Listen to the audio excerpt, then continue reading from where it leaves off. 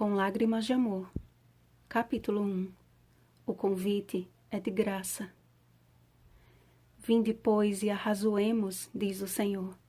Ainda que os vossos pecados sejam como a escarlata, eles se tornarão brancos como a neve. Ainda que sejam vermelhos como o carmesim, se tornarão como a lã. Se quiserdes e me ouvirdes, comereis o melhor desta terra.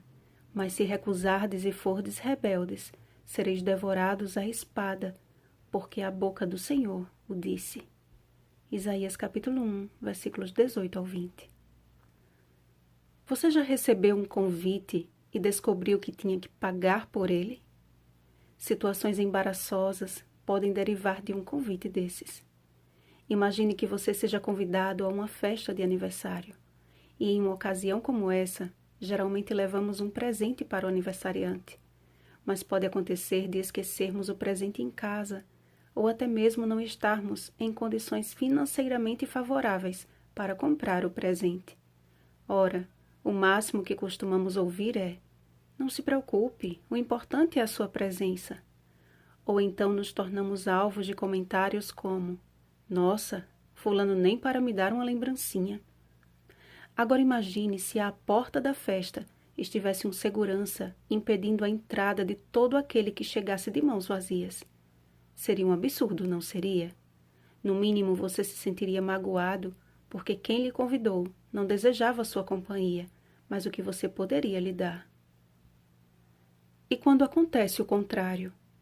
E quando o convidado vai à festa, não por amar o anfitrião, mas porque vai poder usufruir de comida à vontade, bebida à vontade e algumas horas de diversão gratuita.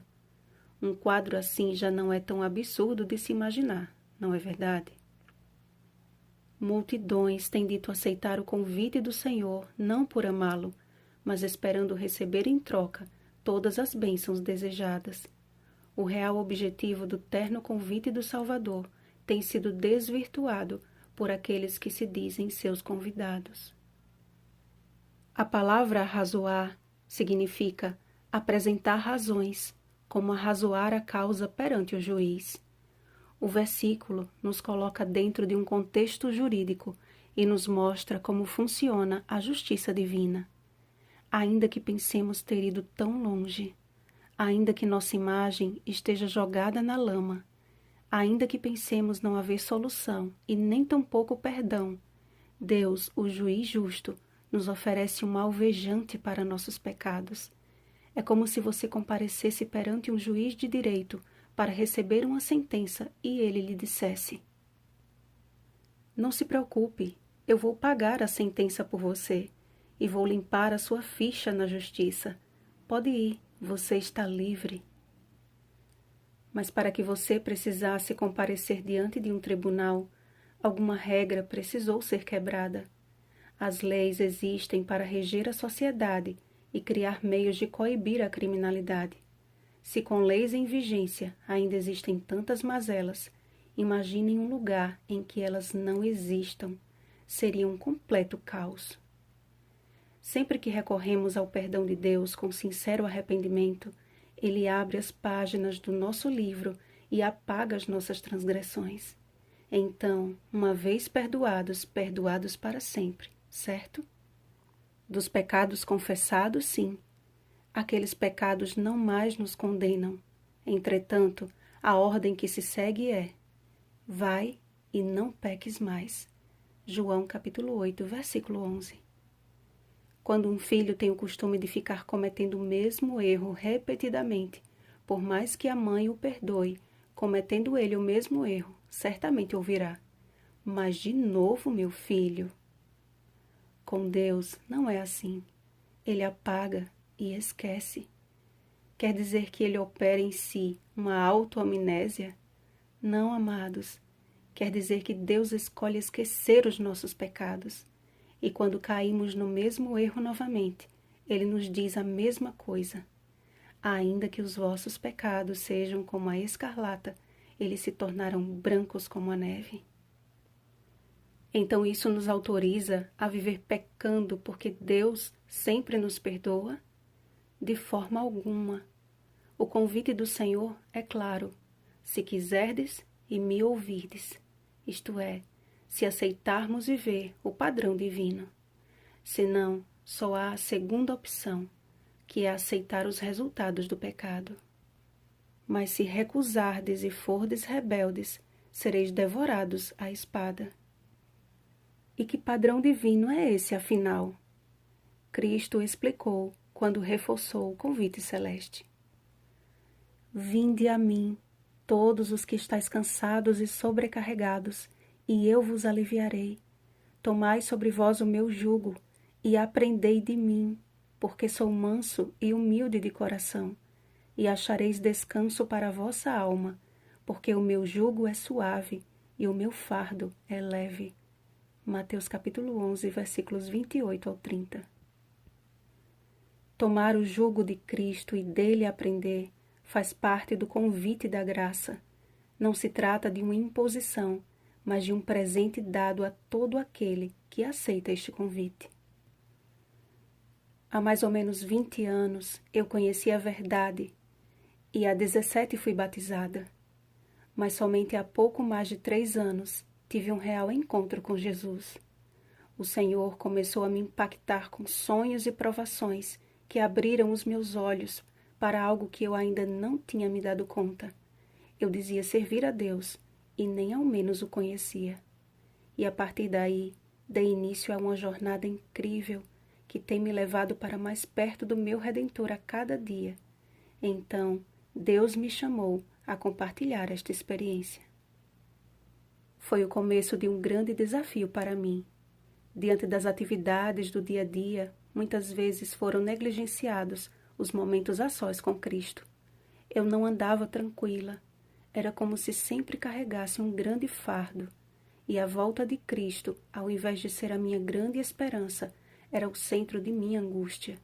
Comecei a repensar os meus atos, pensar em minha família, se realmente estava sendo uma boa mãe, uma boa esposa, uma mulher virtuosa.